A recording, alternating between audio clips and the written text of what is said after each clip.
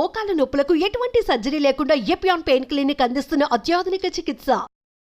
Cancer వస్తే ఇంత ఖర్చు అవుతుంది, అంత ఖర్చు అవుతుంది అని చెప్పి మీరు ప్రీమియంలు కట్టండి, ఇన్సూరెన్సులు కట్టండి అని ఒకవైపు ప్రకటనలు చేస్తున్నారు రేడియోలో. ముందుగానే కనుక్కోండి మీకు రోగం వస్తుందని ఈ డయాగ్నోస్టిక్ ల్యాబ్ వాళ్ళు ప్రకటనలు చేస్తున్నారు. 30 సంవత్సరాలు వచ్చాయా, బాడీ చెకప్ రండి, ఒకరు చూపించుకుంటే ఇంకొకరికి ఫ్రీ అని చెప్పి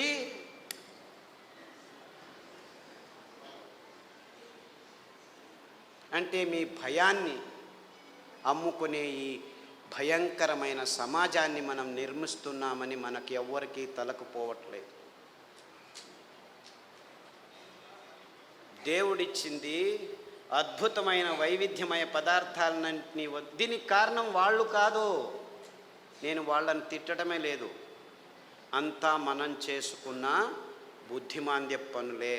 వాళ్ళు ఇస్తున్న కాఫీలు, వాళ్ళు ఇస్తున్న టీలు, వాళ్ళు ఇస్తున్న పాలు, వాళ్ళు ఇస్తున్న చక్కెర, వాళ్ళు ఇస్తున్న గోధుమ, వాళ్ళు ఇస్తున్న వరి బియ్యం, వాళ్ళు ఇస్తున్న సండేయా మండే కావో అండే అని చెప్పి తెందుల్కర్ వచ్చి జాహీరాతు. పెప్సీ తాగండి అని అమీర్ ఖాను, కోక్ తాకండి అని షారుఖాన్. తప్పు, ఆపోజిట్.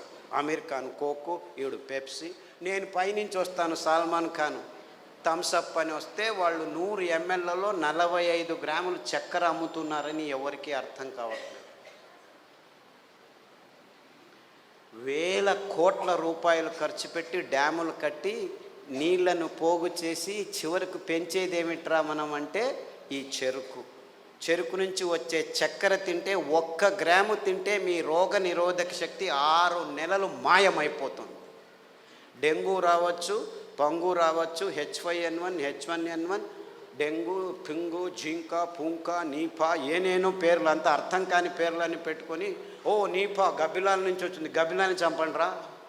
డెంగ్యూ దోమల నుంచి, దోమల్ని చంపండిరా. పక్షి జ్వరం, అక్కి.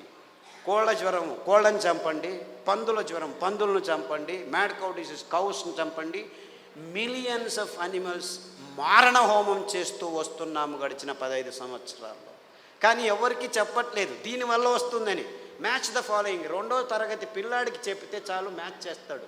కోళ్ళ జ్వరం కోళ్ళ నుంచి వస్తుంది, పందుల జ్వరం పందుల నుంచి వస్తుంది, మ్యాడ్ కౌ డిసీజ్ కౌస్ నుంచి. అయినా అదే మాంసము తినండి, ప్రోటీన్లు కావాలి మీకు.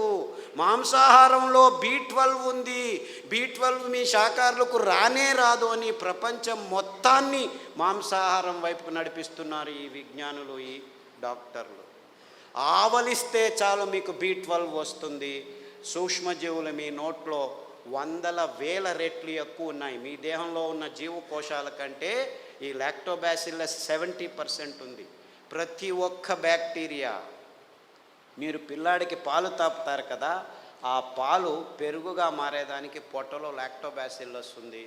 ఆ లోపల అవుతున్న పెరుగు నుంచే విటమిన్ B12 వస్తుంది. అంటే మీరు చిన్న పిల్లాడికి పాలు ఇచ్చినప్పుడే విటమిన్ B12 తయారు చేసేదానికి జీవితాంతం ఆ లాక్టోబాసిల్లస్ని మీరు పెంచుతున్నారు.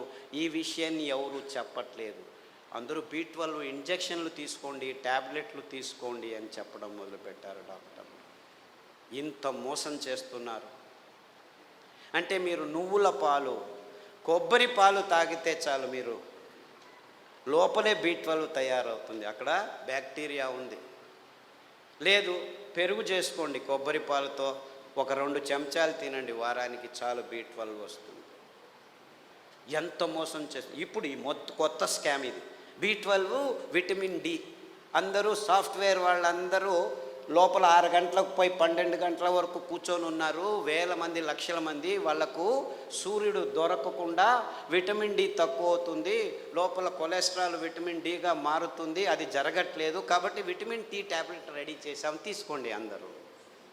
ఏం చెప్తే ఊరా వెధవా వెళ్ళి 1 గంట సేపు ఎండలో ఉండరా అంటే చెప్తే చాలు కదా.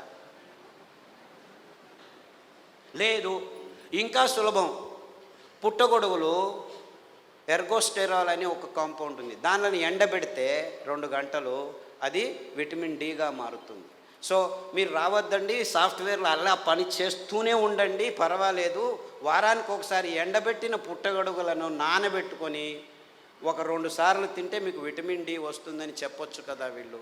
ఎందుకంటే విటమిన్ ట్యాబ్లెట్స్ నుంచి ఏ జీవము సరిగ్గా పీల్చుకోలేదు. Supplements are no good at all. Vitamin tablets are useless. అయినా $1 బిలియన్ బిజినెస్ చేస్తున్నారు. ఏ జీవసత్తువు అయినా మీ దేహంలోకి రావాలంటే సరి అయిన ఆహారం నుంచే రావాలి. సో ఆ ఆహార పదార్థాలని గుర్తించి చెప్పాల్సిన ఈ విజ్ఞానుల రెస్పాన్సిబిలిటీ ట్యాబ్లెట్లను అమ్మేదానికి వాడుకుంటున్నారు. ఇంతే, ఇంకేమీ లేదు.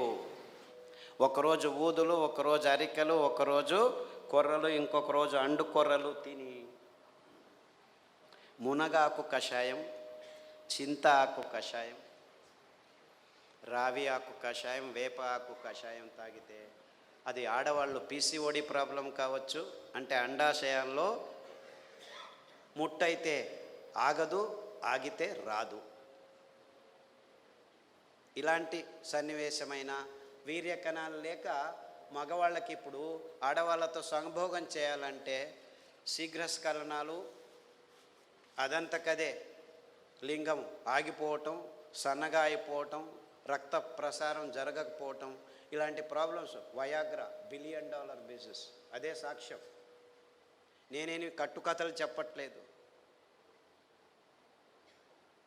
ప్రపంచమంతా, మన దేశం ఒక్కటే కాదు.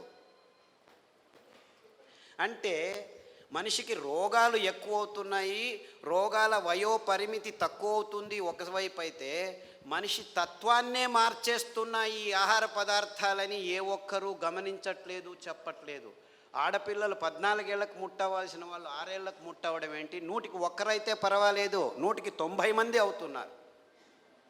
ఆడవాళ్ళ మూతి మీద మీసాలు ఉండనే కూడదు, 100కి 90 మందికి మీసాలు వస్తున్నాయి. ముట్టు సహజ ప్రక్రియ, అంత ఇబ్బందులు ఏమి ఉండకూడదు, 100కి 100 మందికి నొప్పులు వస్తున్నాయి. డాక్టర్ దగ్గరికి వెళ్తే పెయిన్ కిల్లర్స్ ఇస్తారు, అందులో వేసుకున్న వాళ్ళకి 16 మందికి కిడ్నీ ప్రాబ్లం వస్తున్నాయి. 100కి నెల పెయిన్ కిల్లర్స్ వేసుకుంటే 2-3 సంవత్సరాల్లో కిడ్నీ ప్రాబ్లమ్స్ వస్తాయి. యూరిక్ యాసిడ్ ఎక్కువ అవుతుంది, క్రియాటినిన్ ఎక్కువ అవుతుంది, యూరియా ఎక్కువ అవుతుంది. ఇలాంటి ప్రాబ్లమ్స్ నో ప్రాబ్లం, డయాలిసిస్ చేస్తాం రండి అంటారు, మిషన్లు రెడీ పెట్టుకున్నామంటారు. అంటే ఇంత వైజ్ఞానికమైన విషయాలు మన కళ్ళ ముందు, మన ముక్కు కింద జరుగుతూనే ఉన్నాయి. ఏ ఒక్కరూ లేచి అడగట్లేదు, ప్రశ్నించటం లేదు. ఎందుకంటే సైన్స్, విజ్ఞానం అనే ఈ కబంధ హస్తాల్లో ఇరుక్కుపోయాము. అంతా విజ్ఞానమే. ఎక్కడుంది? ఈ వాణిజ్యీకరణ ఒత్తడంలో చేసి ఎవరు నోరు మెదపకుండా చేసేసారు. So what are we doing here? మళ్ళా గొప్పగా జంబాలు, రేపు మొన్నడు పోయి మంగళహరులో సంసారం పొద్దున్న లేస్తే కక్కస్ సరిగ్గా చేయట్లేదు. ప్రతి ఒక్కరూ కక్కస్ చేయాలంటే ట్యాబ్లెట్ తీసుకోవాలి, లేకపోతే వేడి నీళ్ళు తాగాలి, లేకపోతే ఇక్కడి నుంచి అక్కడికి తిరగాలి, బీడీ తాగాలి, సిగరెట్ తాగాలి, కాఫీ తాగాలి, లేదు ఒక పెగ్గు వేయాలి. వాడు డాక్టరే పెగ్గు వేయమన్నాడు, మగ్గులు వేసుకుంటూ కూర్చున్నారు. అర్థమైందా peg mug? This is the nonsense that human race has been indulging in the last 30-40 years. And we are all claiming ourselves to be civilized, educated, and in scientific age. ఏమిట్రా science? పొద్దున్న లేస్తే కక్కస్ చేయలేవు, రాత్రి వస్తే నిద్రపోలేవు.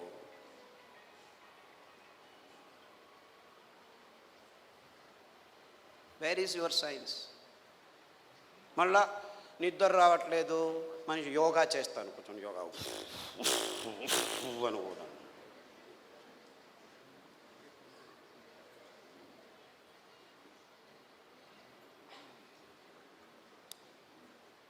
ఏం చేయమంటాం?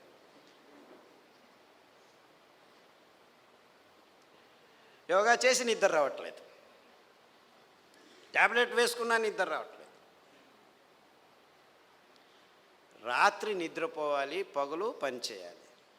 మనం రాత్రిని పగలు చేసి కూర్చున్నాం, ఎలా నిద్ర వస్తుంది? లైట్లు వేసుకుంటున్నాము, రాత్రంతా లైట్లు. అస్సలకు ముందు నీవు చీకటి చేసుకొని రూములో పడుకుంటే అద్భుతమైన ట్రిగ్గర్స్ మీ మెదడులో జీవరసాయనిక రసాల్ని ఉత్పాదనం చేస్తాయి. నిజమైన నిద్ర వస్తుంది, గాఢ నిద్ర వస్తుంది. అతి అద్భుతమైన నిద్ర మీ దేహానికి తడితే మీలో రోగనిరోధక శక్తి ఎక్కువ అవుతుంది. అంటే ఈ మధ్య ప్రపంచంలో మానవ జాతి సరి అయిన నిద్రపోవట్లేదు. ఎందుకంటే కారు అడవుల్లో కూడాను లైట్లు వేసేదానికి రెడీ అయిపోయాం. సో ఒక్క విజ్ఞాని కూడా చెప్పట్లేదు అందరూ చీకటి చేసుకొని నిద్రపోండి అని. ఎప్పుడైనా నిద్ర రాకుంటే ఈ ట్యాబ్లెట్ వేసుకో అని చెప్తున్నారు. మీరు 10 సంవత్సరాలు నిద్ర కోసం ట్యాబ్లెట్ తీసుకున్న వాళ్ళు నా దగ్గరికి వస్తే 3 గంటలు చీకట్లో కూర్చో, ప్రతిరోజు ధ్యానం చెయ్యి, పుస్ అని ఊదొద్దు, ఊరికే దేవుడిని తలుచుకో. ఆస్ట్రేలియా నుంచి ఒక అబ్బాయి వచ్చాడు, 28 ఏళ్ళు. ఎప్పుడు చూడు ట్యాబ్లెట్ ఇది అది అని చెప్పి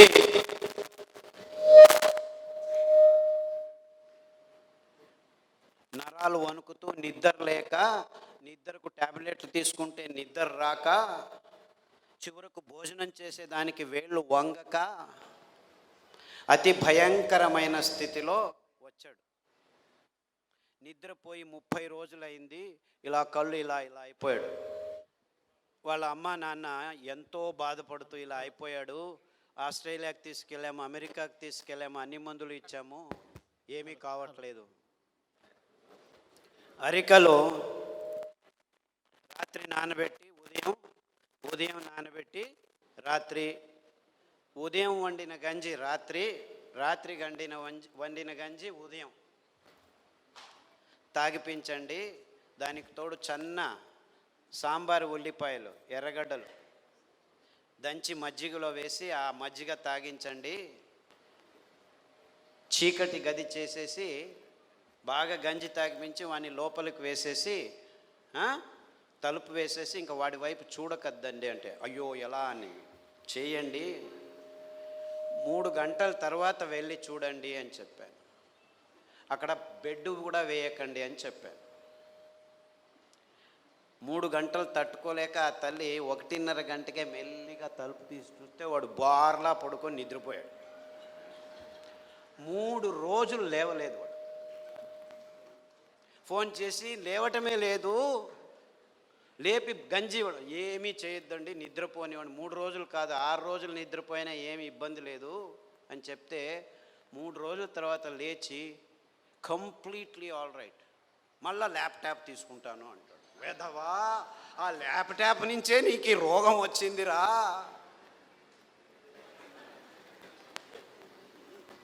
దాన్ని చూడొద్దు అని చెప్పి పంపించాను. ఇప్పటికి మళ్ళీ ఆస్ట్రేలియాకి వెళ్ళాడు.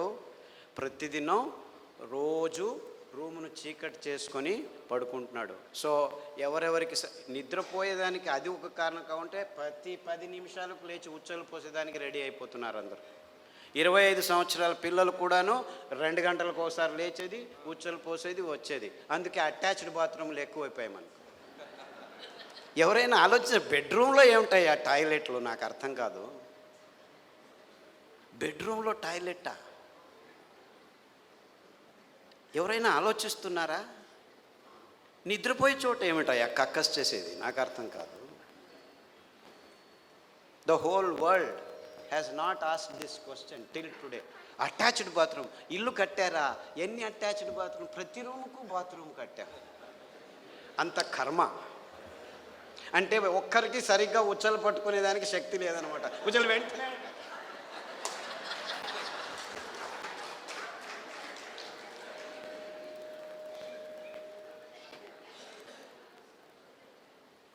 అండుకొర్రల గంజి తాగండి. రాత్రి పడుకుంటే పొద్దున వరకు లేవాల్సిన అవసరం లేదు. In fact there have been zillions అని చెప్పాలి నేను. అంటే 100 మంది పెద్దవాళ్ళు 60 ఏళ్ళు 50 ఏళ్ళు 70 ఏళ్ళు ఉన్నవాళ్ళు రోజు రాత్రి 2 గంటలకు లేచి ఉచ్చలు, అది ప్రోస్టేట్ ప్రాబ్లము, ఈ ప్రాబ్లమ్, ఏ ప్రాబ్లం అన్నా ఉన్నివ్వండి, అరికల గంజి తాగండి. ఈ ఉల్లిపాయల కషాయం అంటే యాక్చువల్లీ గ్రీన్ ఆనియన్స్ అంటారు. అంటే ఆనియన్ వేస్తే పచ్చగా వస్తాయి. ఆ ఆనియన్, గ్రీన్ ఆనియన్ షాలెట్స్ అంటారు. దాని కషాయం తాగండి. రావి ఆకు కషాయం తాగండి. గరిక ఆకు కషాయం తాగండి.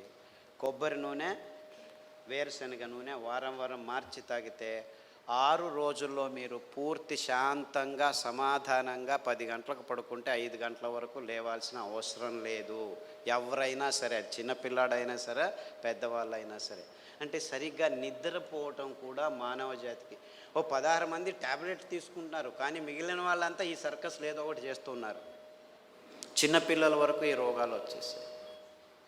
అంటే మనం గట్టిగా సాయంకాలం 1 గంట నడిచిన తర్వాత ఈ పనులు చేస్తే 6 వారాల్లో అందరూ సరిగ్గా నిద్రపోతారు, ఏమీ ఇబ్బంది లేకుండా.